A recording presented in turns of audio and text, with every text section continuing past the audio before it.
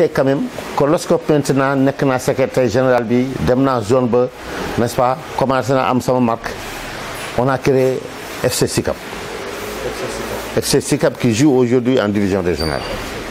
FC Sicap qui a produit Diafara Sakho. Mais oui. Oui. Et l'FC Sicap bu nga doon monté Mass Dieng qui était entraîneur de la GIA dafa ñëw mu ne ma lu ñuy def nii il faut qu'on cherche un club bu nga xam ne am na Sicap yëpp ma ne ko non loolu am na yëgoo la mu ne ma non yëgoo ne peut pas suffire. Et je me rappelle aussi la finale historique yëgoo contre Gorée.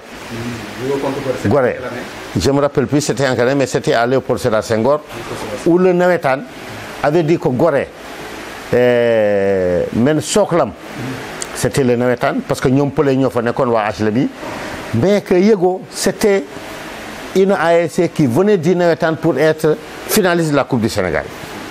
Le nawetaan avait dit il fallait qu'on fasse un soutien. On avait fait benn caravane et je me rappelle très bien état civil bi fu mu nekk nii foofu moo doon centre de formation ville de Dakar on organise une réunion de Dakar bu ñu organiser réunion de Dakar on avait mobilisé toutes les ASC de Dakar c'était 108 Ndiaga Ndiaye la ñuy rangale dugal si ay nit ku nekk sol t-shirt pour manifester notre soutien à Yego qui était une ASC qui venait du nawetaan mais aussi féliciter de Gorée parce que presque 80% de ce qui était Gorée était du nawetaan. La composante de Gorée c'était l'ASC Koumba Kasset, n'est-ce pas? Gorée de Augustin Senghor, je parle de Gorée de Augustin Senghor. C'était une finale historique et c'est Yego qui avait gagné. Voilà, et c'est Yego qui avait gagné. Donc je suis devenu président de la zone Kala. Bob les mandats c'était des mandats de 1 an. C'est pas un mandat olympique comme aujourd'hui. Chaque année, ils doivent renouveler. Lorsque les gens de la zone Kada sont venus me voir pour dire que ils veulent être candidats, à condition que certaines personnes beaucoup de choses. Il y avait Medoune Diop, qui est de l'ASC Diankara, qui travaille aujourd'hui à la Banque mondiale, Mohamed Fall, n'est-ce pas, Ousseynou Kébé, Tentemi Malawahni Légui, n'est-ce pas, et d'autres personnes. Abdoulaye Ndoye qui est en France, Babacar Ly qui était le président de l'ODCAV de Dakar, n'est-ce pas? Alors on met sur place un groupe ñu ñëw fekk ma fi te boobu d'une manière accidentellement dama defoon accident j'étais sous plâtre, n'est-ce pas? Sous plâtre sama loxo droite bi dafa dammoon alors durant 8 mois j'étais sous plâtre bu ñëwee fekk ma fi sama kër nekk sous plâtre ma leen xaar leen ma wax ko sam parce que boobu ñi mu woon sama wax sama papa sax j'ai été sous plâtre imagine-toi benn dama rek à chaque fois que je vais au contrôle on me dit que c'est pas consolidé il faut prolonger le plâtre. Il est arrivé où 2 fois le plâtre a été cassé pour être recommencé bu ñu ma waxee ne dañu bëgg ba nekk président zone bëggoon naa ko mais problème bi mooy nan laa koy expliquer sama papa. Alors ma ne leen d'accord naa sur le principe mais on se revoit. C'était un mardi qu'ils sont venus me voir ici. On se revoit jeudi. Nous avons non, AGB de Fayam samedi, il faut nous gagner. Mais quel soit gamin, il faut qu'on se revoie jeudi. Mais première condition, il faut que ça soit un consensus. Dans ce consensus-là, il y a des personnes qui doivent être dedans si on veut que ça marche. Nous sommes d'accord sur le principe. Alors, au lieu qu'ils reviennent jeudi, ils sont revenus mercredi. C'est jeudi là, ils sont sur place. C'était compte tenu de l'urgence. Je suis d'accord sur le principe. L'information est que je ne serai pas le seul candidat. Je suis gagné, je perdre.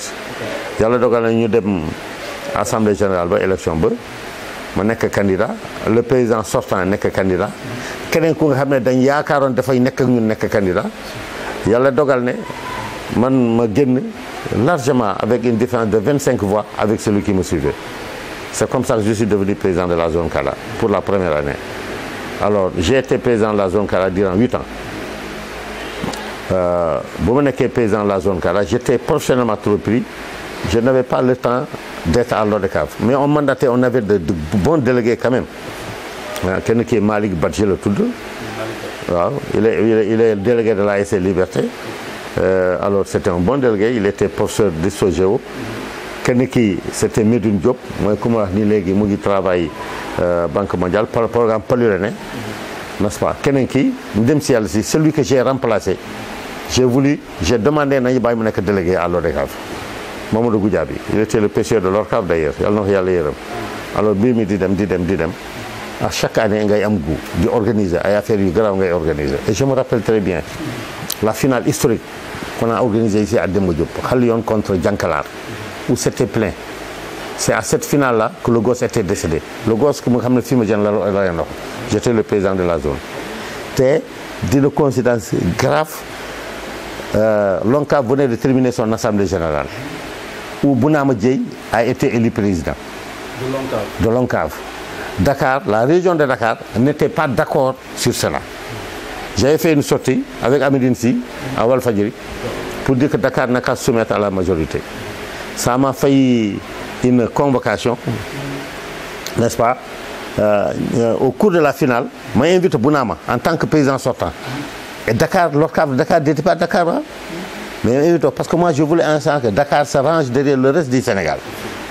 Alors donc m'a invité Bounama, mu ñëw si finale bi yàlla dogal boy bi décédé au cours du match. Vous vous rappelez bien, le match n'est pas arrivé à terme. Alors c'est au cours de la finale que les gens m'ont dit am nañu convocation pour audition. Ma ne leen pour lan la ñu ne ma parce que j'ai invité Bounama, je me suis désolidarisé à Dakar. Bon, moi, je me qu'il y a une élection qui a été faite.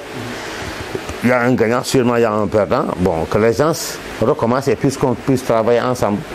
L'audition n'a pas eu lieu parce que le gosse est décédé. N'est-ce pas? C'est ce qui n'a pas fait l'audition. Alors, donc, nous sommes au DECAV aussi. 2 ans après, les gens de ma zone m'ont dit non, il faut que tu ailles à l'ODCAV. Je suis allé délégué de l'ODCAV. Il y avait beaucoup de perturbations et beaucoup de comment ça s'appelle encore, de candidats pour le renouvellement de l'ODCAV. Là aussi, en tant que président de la zone CADA, la zone CADA s'était positionnée. On avait fait que toutes les consultations de cette affaire se sont faites dans cette maison-là. Année Bobo, pour la première année, alors Youssouf Fall, qui travaille actuellement à la BCAO, n'est que président de l'ONCAV, l'ODCAV plutôt de Dakar. Alors, je me mets dans la délégation qui doit aller à l'ODCAV, mais je n'avais pas le temps d'y aller chaque jour. C'était toujours des mandats de 1 an. Alors finalement, les mandats sont devenus de 4 ans. Alors lorsque c'est devenu de 4 ans, je suis devenu le vice-président chargé des finances de l'ODCAV de Dakar. N'est-ce pas? Et à partir de ça, il y a eu beaucoup de réformes. Parce que dans l'ODCAV aussi, il y a des fortes têtes là-bas. Les fortes têtes, c'était le président. Je t'ai dit que c'est un cadre à la BCAO. Le premier vice-président, c'est Kadenia, il est notaire. Le deuxième vice-président, c'est Pape Sameba, il était au corps de contrôle de l'État. Donc, c'était une grande affaire. Mais aussi, lorsque j'étais président de la zone CADA, ensemble à Baba Ndiaye, de l'ASC Santhiaba, qui a été directeur de Blaise Senghor, qui est aujourd'hui Baba Ndiaye, c'était lui le président de la zone 1. Hamakan Mon est le premier vice-président. Celui qui est aujourd'hui directeur général de COSEC. Celui qui est aujourd'hui l'actuel directeur général de COSEC. C'était lui le premier vice-président de la zone 1. John, ça ne m'a pas surpris qu'il soit ce qu'il est aujourd'hui. Parce que très tôt dans le Noëtan, ce qu'il théorisait, c'est le socio-économique à partir de la base. Et en ce temps-là, la zone 1 avait fait un document. On l'a donné à l'ODCAV, l'ODCAV l'a donné à l'ODCAV, il y a beaucoup d'ONCAV. C'est ce qui a amené le socio-économique dans ce qu'on est en train de faire. Et c'était lui qui pilotait cela. Et il y avait Mbakesek qui était le président du Conseil national qui était à Yarakh. Alors, et je me rappelle très bien, le jour où on avait décidé d'arrêter les prélèvements du FACEPS. C'est en ce temps-là, moi j'organisais ici, Mbakesek organisait au niveau de Yarakh. La zone 1, Bob Suidef Nawetan, événement là. Événement bourré, il donne. Quand il s'est rencontré Handalou, voilà Diamono de rencontre Lolo, et bien une affaire le one. Alors c'était par jour, les recettes, c'était pas moins de 3 millions de recettes. Ah oui. Alors donc on a pris la décision que le FACEPS, d'autres Nangu, nous prévenons, c'était 5% de nos recettes. Donc ça a été une décision historique où les principaux responsables du Nawetan avaient dit qu'on ne pouvait pas lever cela et que nous on n'en bénéficiait pas. Alors, didem. Mais entre-temps, Madame États-Unis, on ne m'a pas remplacé. Je reviens. Lorsque je suis revenu,